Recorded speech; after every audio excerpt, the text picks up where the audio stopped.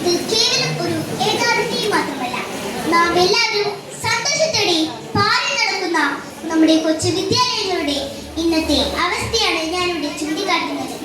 നോക്കൂ, നമ്മുടെ അമ്മുക്കുട്ടി അവിടെ നിന്ന് ഒരുപാട് സന്തോഷത്തോടെ അക്ഷരങ്ങളുടെ ലോകത്തേക്ക് ചുവടുവെക്കാൻ ഒരുങ്ങിയിരിക്കുക.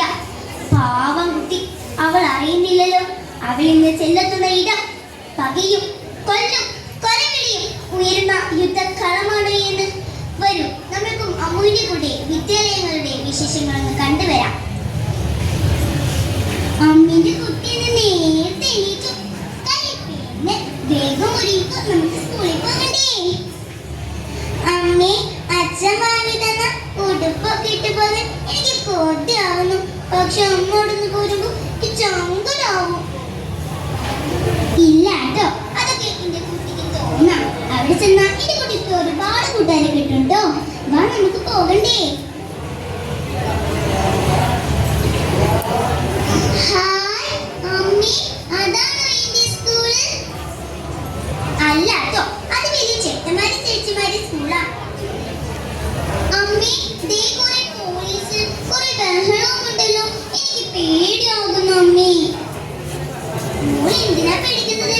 നമുക്കൊന്ന് നോക്കാം. ഇല്ല ഇല്ല, മാപ്പില്ല, കൊല്ലാളുകൾക്ക് മാപ്പില്ല. അമ്മേ, ദേ ഏട്ടനിന്ന് കരയുന്നു. വാ, നമുക്ക് നോക്കാം. മോൻ എന്തിനാ കരയുന്നത്?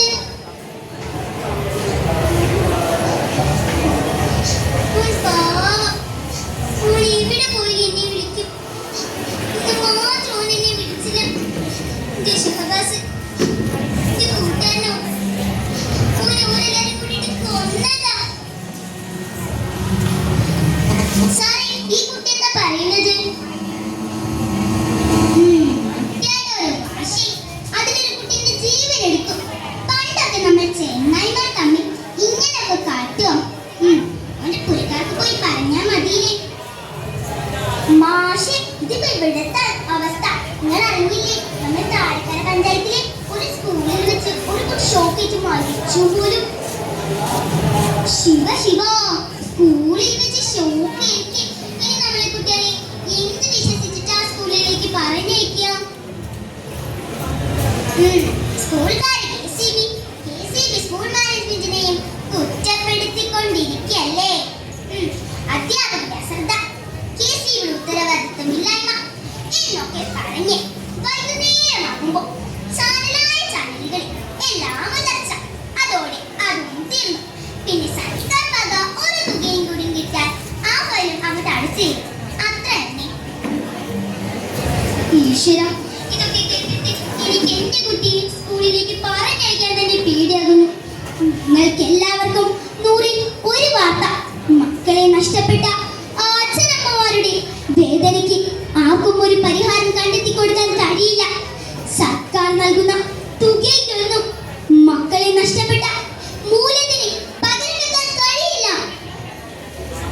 കൂട്ടുകാരെ, നിങ്ങൾ പറയൂ, കേവലം ഒരു വിജയത്തിന് വേണ്ടി സമൂഹം ചേർന്ന നമ്മുടെ കൂട്ടുകാരെ എന്തിനു നമ്മൾ കൊന്നെടുക്കണം? പ്രിയപ്പെട്ട അധ്യാപകരെ, നിങ്ങൾ പറയൂ, ഒരു നിമിഷത്തെ അശ്രദ്ധ കാരണം അല്ലെങ്കിൽ ഏർപ്പെടുത്തിയ ജോലിയിലെ ഉത്തരവാദിത്തമില്ലായ്മ കാരണം ഇനിയും ഞങ്ങൾക്ക് ഞങ്ങളുടെ സുഹൃത്തിനെ നഷ്ടപ്പെടാൻ കഴിയില്ല. പ്രിയപ്പെട്ട കൂട്ടുകാരെ, 2K കിഡ്സ് എന്ന് പറഞ്ഞ് ന്യൂ ജനറേഷൻ വാഹനം വിളമ്പുമ്പോൾ നമ്മളും ചിന്തിക്കണം, അതിൽ നമ്മൾക്കും ഒരു പങ്കുണ്ടെന്ന്. നന്ദി, നമസ്കാരം.